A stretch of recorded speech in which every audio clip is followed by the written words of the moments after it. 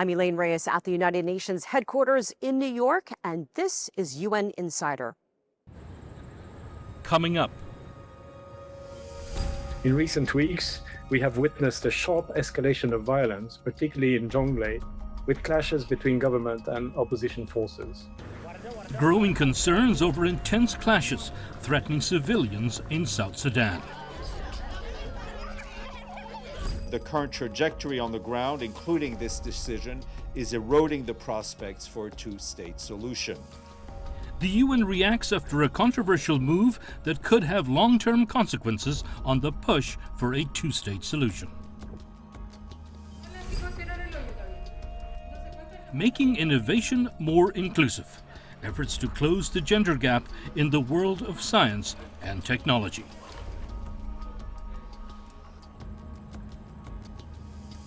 Next.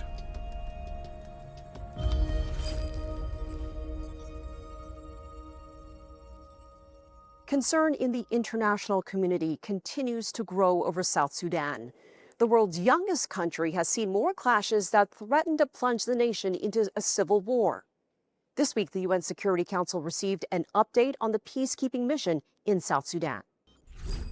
Political deadlock among the main signatories to the revitalized peace agreement continues to drive heightened tensions, manifesting in armed confrontations in many parts of the country.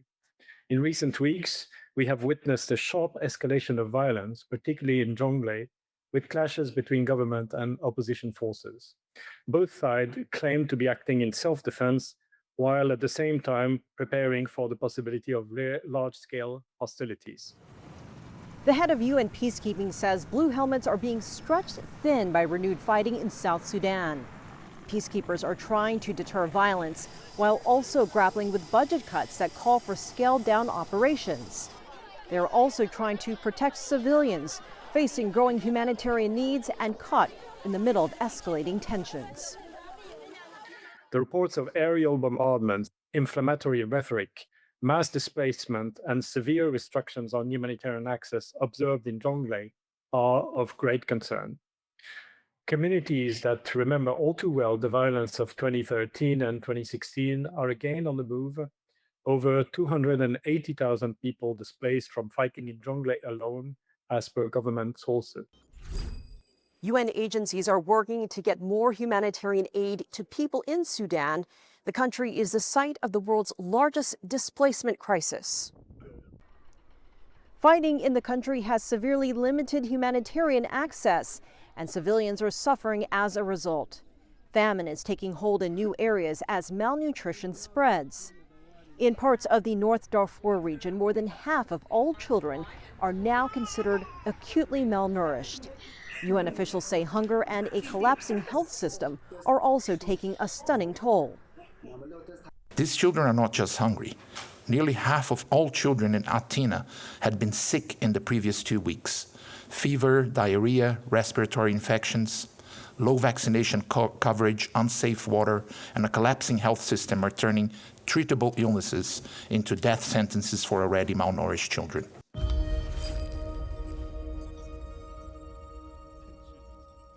The Secretary General is gravely concerned by the reported decision of the Israeli Security Cabinet to authorize a series of administrative and enforcement measures in Area A and Area B of the occupied West Bank. The Secretary General warns that the current trajectory on the ground, including this decision, is eroding the prospects for a two-state solution. The Secretary General condemned new Israeli measures that would expand control in the West Bank. The plan would weaken powers of the Palestinian Authority and make it easier for Israeli settlers to take over land controlled by Palestinians.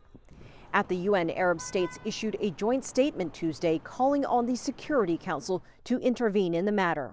We are gathered here today in order to express our outrage and condemnation for what the Israeli cabinet decided yesterday with regard of what will amount into the annexation of the land of the Palestinian people, especially in the West Bank. We condemn that position, and we also mobilizing here at the United Nations all components of the UN, beginning with the Security Council, for the immediate reversal of this illegal position of the Israeli government.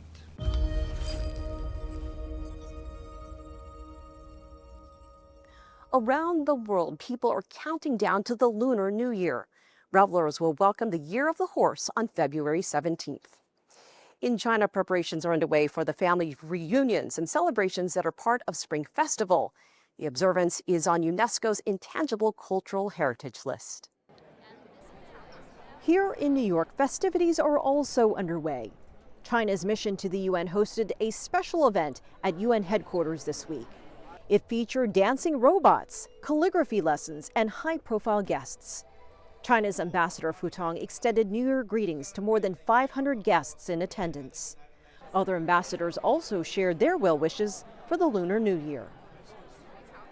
The Chinese Spring Festival is well known to us as well because even in Cambodia we have Chinese descendants who celebrate the New Year same like the Chinese in China. In your view, what does the Spring Festival represent? You know, I think it represents the spirit of cooperation, the spirit of the friendship, the spirit of innovation of the Chinese people. And we are so happy to share that with you. There are enough things that concern us and that are very serious so that we welcome occasions to enjoy subjects that are not as complicated. The Lunar New Year is a floating holiday on the UN calendar.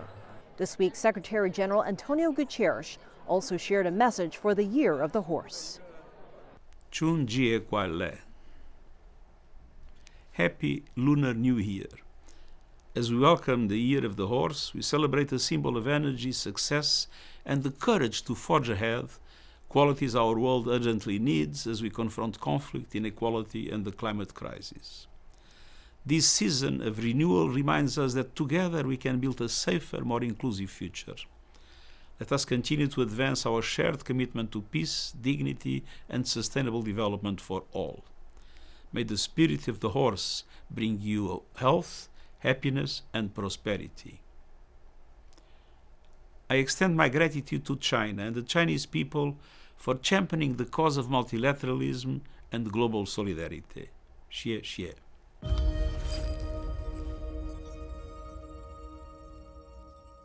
Let's take a look at some of the other issues on the UN's agenda.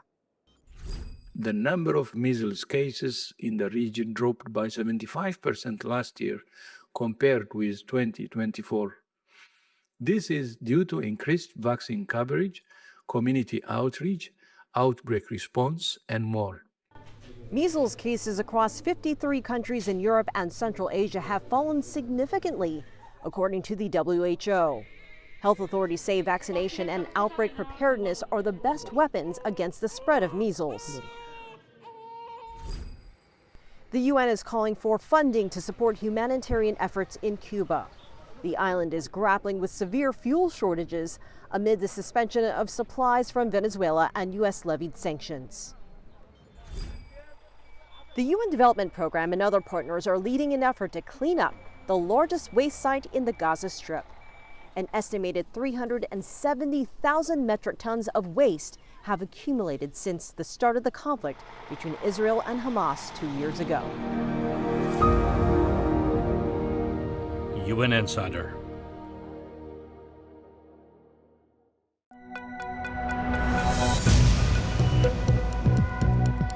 Each day, there are millions of stories. Each one can open new perspectives, new possibilities. Wherever you look, we are there to see, discover, explore. We put the pieces together to find what really matters to you, all around the world, all around the clock. Our reporters are at home across the globe. From our headquarters in Beijing and production centers in Washington, Nairobi, and London. Stories from across the globe, reaching people across the globe. CGTN. See the difference. Facing the unknown is always difficult. In a world in turmoil, it's easy to lose orientation.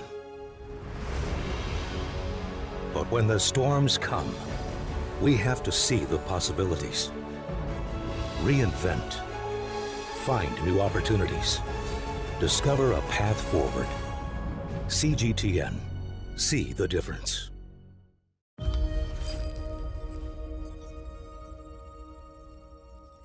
The UN is working to close the gender gap in science and technology. Only 22% of professionals in fields like artificial intelligence are women. Women account for only 28% of engineering graduates and 40% of computer science graduates. February 11th marked the International Day of Women and Girls in Science. Science and technology careers are growing, but a significant gender gap remains in the industry. Efforts are underway to get more women and girls into STEM. I spoke with Lydia Brito, UNESCO's Assistant Director General for Natural Sciences. Well, the International Day of Women and Girls in Science is now in its 11th year. Why is it so significant? And tell us about some of the changes that you've seen and the progress that's been made. Indeed, it's been 11 years, and we see that there is some progress, but in our view, is uneven, and it's far too slow. It's also, this day, it's always about discussing ways to address the systemic gaps that persist. And this is what makes the progress far too slow.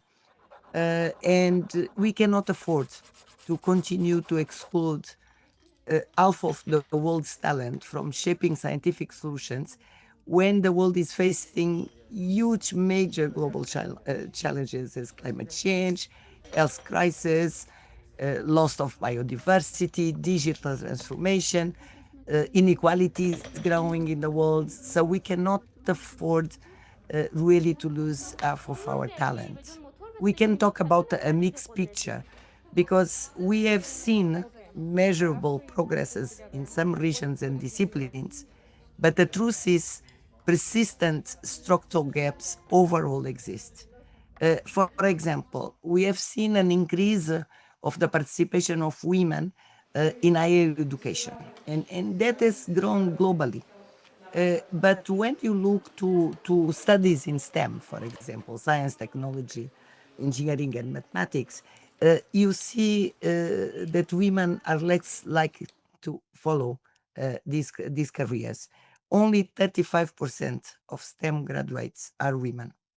And also, we need to look at professional researchers worldwide. Are the women that study in higher education, are they following a scientific career? And again, here we see that gaps widen along the research pipeline.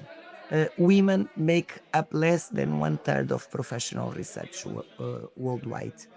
And this imbalance is even stronger in leadership positions. For example, in 2020, women had they were just 70% seats in national science academies. And you know that national science academies is the core and the cream of the scientific community in a country, but only 70% of the seats were women.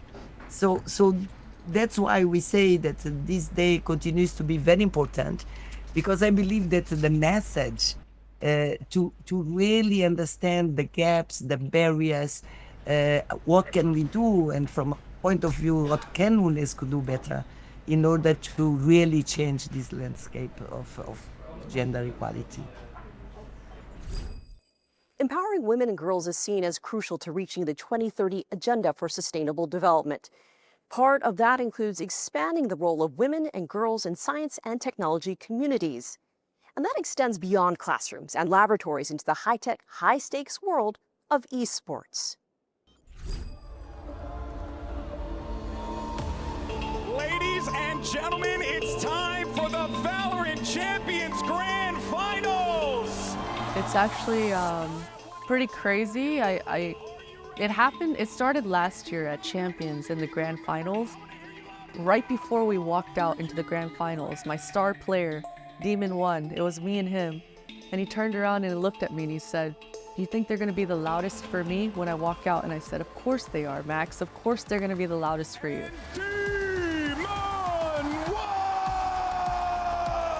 And he walked out, the crowd went wild, and I'm just sitting there like in awe, just in shock, because, you know, I feel the stadium rumbling.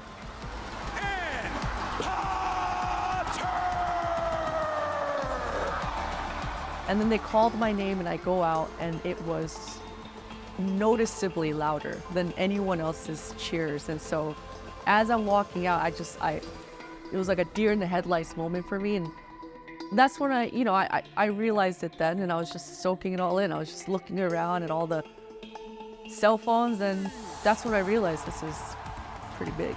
It's a pretty big deal.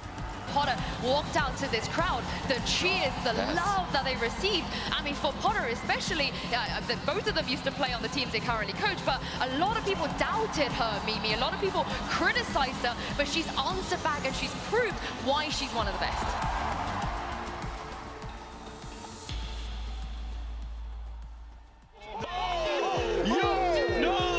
This is my favorite Prime Gaming Agent select we've had so far. The Yoru is out. So Valorant is played in a 5 versus 5 setting. Your objective is to be able to plant the spike. And you're either on attack or defense. And if you're on the defense, your objective is to defuse the spike. On the attack side, you have to plant the spike. And if you kill all five of them, it doesn't matter.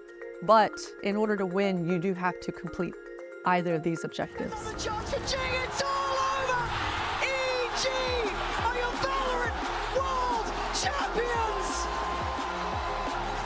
The proudest moment in my career so far, because the obvious one is, of course, Champions 2023. You know, lifting that trophy with the team was a dream that I didn't even think I should dream. You know, it seemed that far away.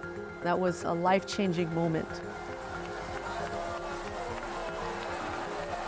But I'll say the one that I think about the most, or was the most life-changing, looking back now even, is my first win in ESWC 2006. That win really boosted my confidence. It boosted a lot of different things about me. I started becoming really proud of gaming. I was telling everyone about it. Prior to that, it was very much kind of a double life that I was living. So yeah, I think the first one was probably the most important one to me. I think the role of coaching is definitely evolving in the esports industry. I think having a real career that is sustainable with longevity is something that the youngsters can really look forward to. So hopefully that is the case. And yeah, coaching could be a sustainable career for the next generation, hopefully. My ambitions for the future are somewhat confusing at times, and I think they change. You know, before it was just trying to win something, and now that I've won something, it's winning more, right? But now I want to be a little bit more greedy. I want to, you know, everyone calls me the GOAT. I want to be able to say I am the GOAT proudly and just say it out loud, and no one can debate it. So yeah, I guess that's my next goal, is to make sure everyone knows that I am the greatest. UN Insider.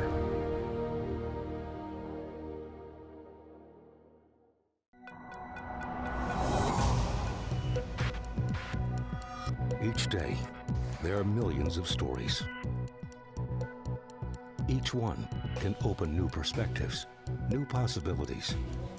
Wherever you look, we are there. To see, discover, explore. We put the pieces together to find what really matters to you, all around the world, all around the clock. Our reporters are at home across the globe. From our headquarters in Beijing and production centers in Washington, Nairobi, and London. China Global Television Network. Stories from across the globe, reaching people across the globe. CGTN. See the difference.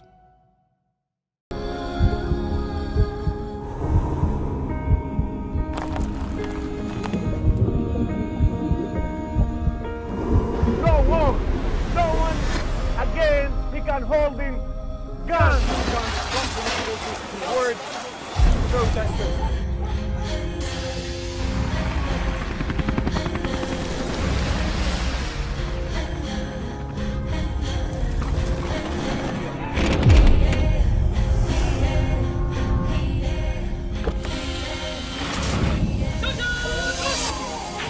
Were you worried about your life at that particular time? Not at all. Excellency, thank you very much for your time. What is your assessment of the state of the continent today? Africa has the potential to power itself. Excuse me.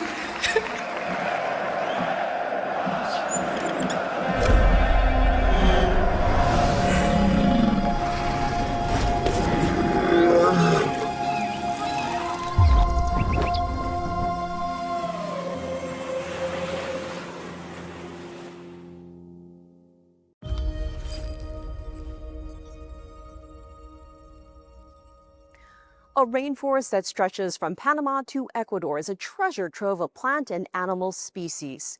The Choco rainforest is one of the most biodiverse regions in the world. Locals in the region are leading efforts to help preserve Choco's unique ecosystem.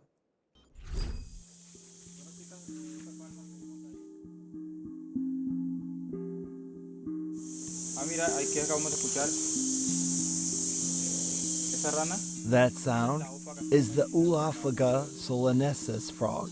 You can find it up to 5 meters high in the trees where they leave their eggs.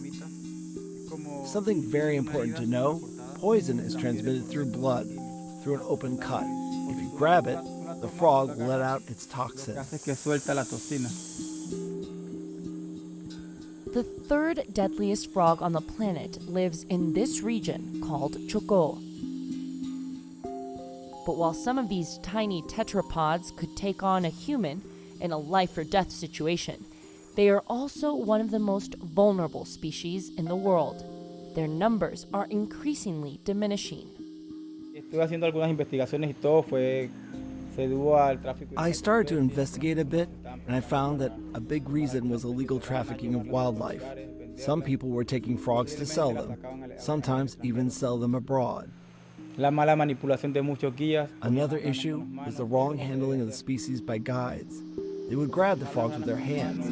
You should never grab frogs to show them to tourists, because we have a lot of chemicals in our hands, like soaps, repellents, sunblock, and they breathe through their skin. This makes them very fragile.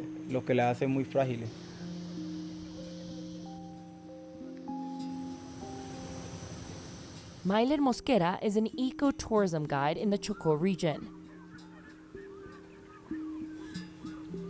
This area, located in Colombia's Pacific coast that extends to Panama and Ecuador, holds the highest biodiversity concentration per area in the world.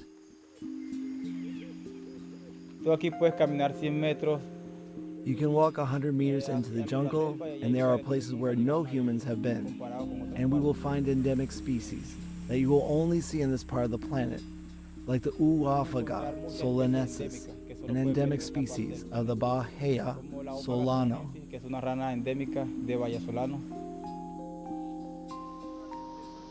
Mosquera is a Colombian born in the Choco region that is trying to change the future of the country's most vulnerable species. Most of my knowledge comes from the jungle. I have been in the jungle most of my life, living there. I started working with serpents and amphibians, reptiles and animals, which I first feared, but then it became my favorites. That is why I realized knowledge is important. As you start learning about the animals, you start to see them more than just as a source of work, but as a passion and love. Mosquera says conservation work requires informing local communities of the treasures they hold. The idea is to think about the future now, so we can make it sustainable, because we are enjoying this beauty now. But if we end it, we will have nothing in the future. I'm Elaine Reyes at UN headquarters in New York. Thanks for being a UN Insider.